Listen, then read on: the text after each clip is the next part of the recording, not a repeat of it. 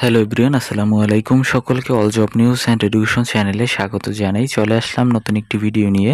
Video শুরুর প্রথমে বলে রাখি, যারা আমার চ্যানেলে নতুন দয়া করে আমার চ্যানেলটি সাবস্ক্রাইব করে দিতে ভুলবেন না।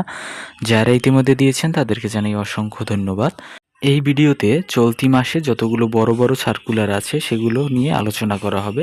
তো দেখেন, প্রথমেই বাংলাদেশ নৌবাহিনীর বেসামরিক কর্মচারী নিয়োগ বিজ্ঞপ্তি, যেখানে পদের সংখ্যা আছে 214টি এবং আবেদনের শেষ তারিখ হচ্ছে 30 জুন 2026 বিকেল 5টা পর্যন্ত আবেদন চলমান থাকবে। এই সার্কুলারটি সহ প্রত্যেকটি সার্কুলার আমি এখন যা দেখিয়ে দিব এর ফুল ভিডিও কিন্তু আমার চ্যানেলে বিস্তারিতভাবে দেয়া আছে, আপনারা চাইলে সেখান থেকেও দেখে নিতে পারেন। এরপরে আসেন সমাজসেবা অধিদপ্তর, যেখানে পদের সংখ্যা হচ্ছে 1485টি। আবেদনের শেষ তারিখ হচ্ছে 23 জুন 2026 তারিখ বিকেল 5টা পর্যন্ত আবেদন করা যাবে। এটি হচ্ছে রিসার্কুলার। এর পূর্বে যারা আবেদন করেছিলেন তো তারা নতুনভাবে আর আবেদন করার দরকার নেই। যারা পুরাতন আছেন তাদের আবেদন করার দরকার নেই, যারা করেননি তারা করতে পারেন। এরপরে হচ্ছে বাংলাদেশ ব্যাংক, যেখানে দেখেন পদের সংখ্যা দেখানো হয়েছে 1781টি এবং আবেদনের শেষ তারিখ হচ্ছে 2 জুলাই 2026 তারিখ রাত 12টা পর্যন্ত আপনি আবেদনটি করতে পারবেন। এরপরে হচ্ছে জনস্বাস্থ্য প্রকৌশল অধিদপ্তর, যেটার নিয়োগ সার্কুলার চলমান আছে। এখানে পদের সংখ্যা হচ্ছে 280টি এবং এটা হচ্ছে অফিস সহায়ক পদ। এখানে আপনারা আবেদন করতে পারবেন 8 জুলাই 2026 তারিখ বিকেল 5টা পর্যন্ত। বিকেল 4টা পর্যন্ত আবেদন চলমান থাকবে 8 জুলাই। এবং পরবর্তী হচ্ছে 300 পদ আনসার বিডিপি উন্নয়ন ব্যাংক, যেখানে পদের সংখ্যা আছে 300টি এবং আপনারা আবেদন করতে পারবেন হচ্ছে 13 জুন 2026 তারিখ পর্যন্ত, যেটা হচ্ছে বিকেল 5টা পর্যন্ত আবেদন করা যাবে। এর ফুল ভিডিও কিন্তু আমার চ্যানেলে দেয়া আছে, সেখান থেকে আপনারা বিস্তারিত দেখে আসতে পারেন। তো এর পরবর্তী পদ হচ্ছে, দেখেন এখানে বলা হয়েছে রাজধানী উন্নয়ন কর্তৃপক্ষ রাজুক নিয়োগ বিজ্ঞপ্তি, যেখানে পদের সংখ্যা হচ্ছে 136টি। অনেকে মনে করতে পারেন এটাই মনে হয় যে আপনার ঢাকা জেলার প্রার্থীরা আবেদন করতে পারবে, ব্যাপারটা এমন না। সকল জেলার প্রার্থীরাই আবেদন করতে পারবেন এবং আবেদনের শেষ তারিখ হচ্ছে 7 জুলাই 2026 তারিখ বিকেল 5টা পর্যন্ত আবেদন চলমান থাকবে। এর ভিতরেই আপনাকে আবেদন সম্পন্ন করতে হবে।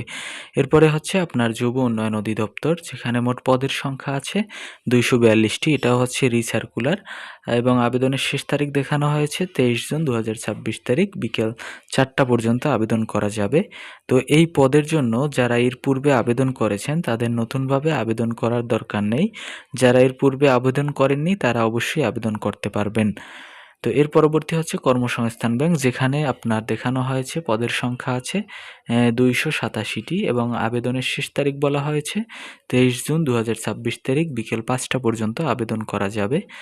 এর ফুল ভিডিও কিন্তু আমার চ্যানেলে দেয়া আছে, আপনারা চাইলে দেখে আসতে পারেন যদি আপনাদের প্রয়োজন হয়। এবং যদি আপনাদের কিছু জিজ্ঞাসা থাকে অবশ্যই আমাকে কমেন্টে জানাতে পারেন, আমি ইনশাল্লাহ আপনাদের উত্তর দেওয়ার চেষ্টা করব। তো পরিশেষে একটি কথা বলি, আপনাদের মধ্য থেকে অনেকেই আমাকে কমেন্টে জানান বা বিভিন্ন মাধ্যমে আপনারা আমাকে জানান যে অনেক দিন যাবৎ হয়তোবা আপনি পড়াশোনা করতেছেন কিন্তু আপনার কাঙ্ক্ষিত ফলাফলটি বা কাঙ্ক্ষিত চাকরিটি আপনি পাচ্ছেন না।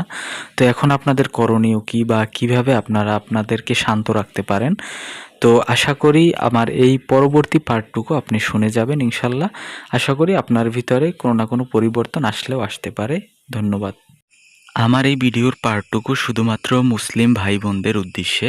আমরা যারা চাকুরি নিয়ে হতাশার ভিতরে আছি, অনেকেরই হচ্ছে অনেক দিন যাবৎ হচ্ছে পড়াশোনা করতেছেন কিন্তু চাকরিটি হচ্ছে না।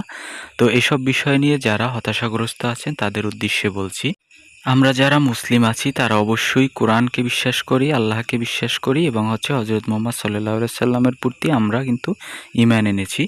তো পবিত্র কোরআনে আল্লাহ তাআলা বলেছেন, সূরা আল ইমরানের 160 নম্বর আয়াতে বলেছেন, যদি আল্লাহ তোমাদের সাহায্য করেন তবে কেউ তোমাদের উপর বিজয়ী হতে পারবে না, আর যদি তিনি তোমাদের সাহায্য ত্যাগ করেন তবে তারপরে এমন কে আছে যে তোমাদের সাহায্য করতে পারে। সুতরাং মুমিনদের উচিত আল্লাহর উপরই ভরসা করা।